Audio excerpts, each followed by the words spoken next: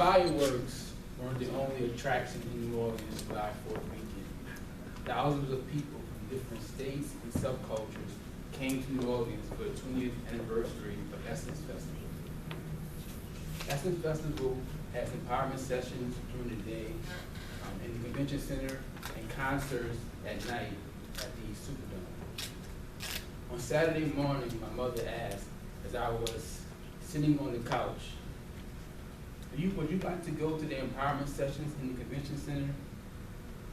Because she had parking right next to the convention center, and I already planned to go, I emphatically said yes.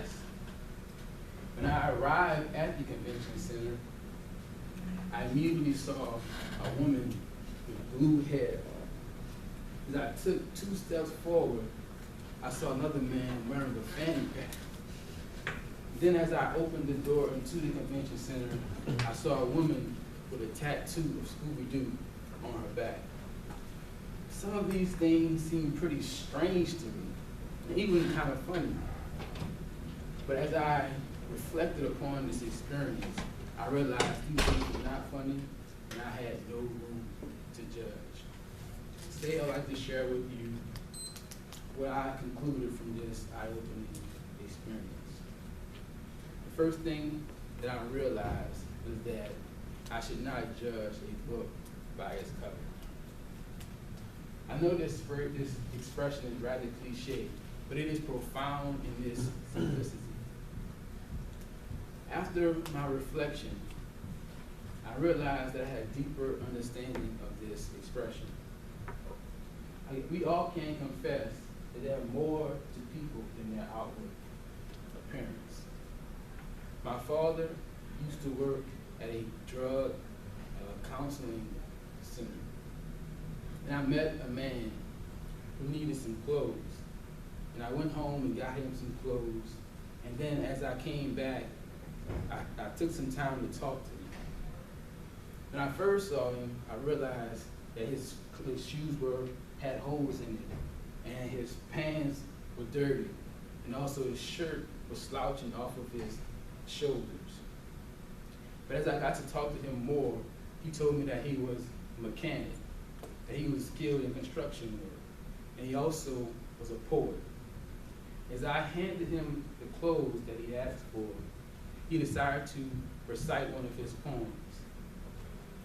When I heard one of his poems, I stood back, I listened, and I was amazed by how much skill and how articulate he was. This helped me to understand that even though he may have had dirty pants, a slouching shirt, and holes in his shoes, this guy was a lot more than what his outward appearance showed.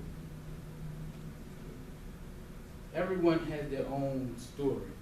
And similar to a book, you have to understand the story until you be able to really understand the person. What I decided to do to humble myself is to reflect on my own autobiography.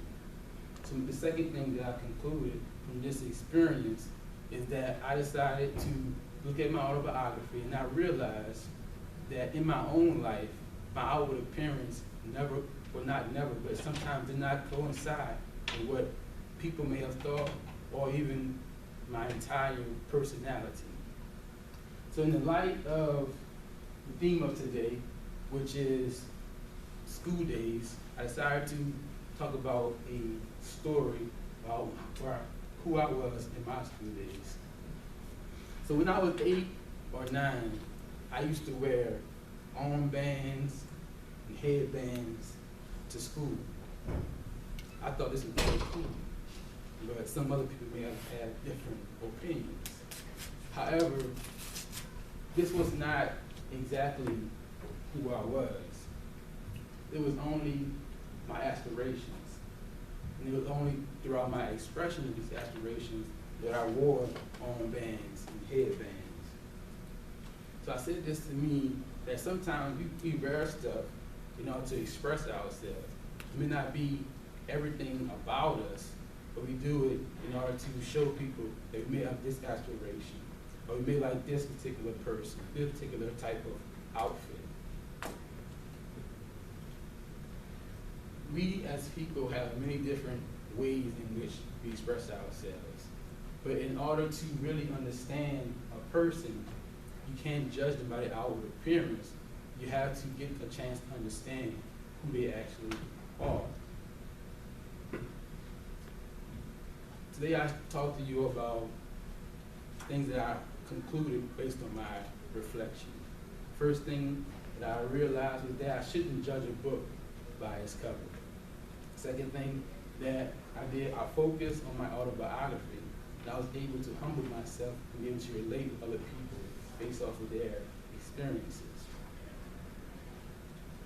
Ben Van Burden, our CEO, he stated in his statement on diversity and inclusion, he said it is vitally important for us to not treat diversity and inclusion as a business as usual or an add-on. That we should, it should be at the heart of our business plans, same way safety is. And we know how important safety is. So I would challenge you all to open your heart up to people, and despite their outward appearance, leave no room to judge. Thank you.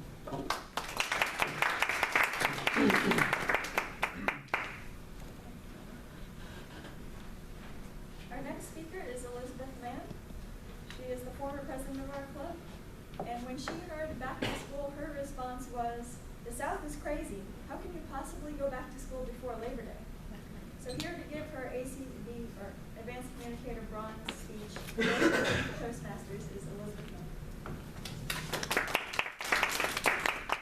Today, I'm completing a project from the Interpersonal Communication series. As you probably could tell from Marco's somewhat complex explanation, there are going to be several parts. The first part is me talking to you guys about negotiation.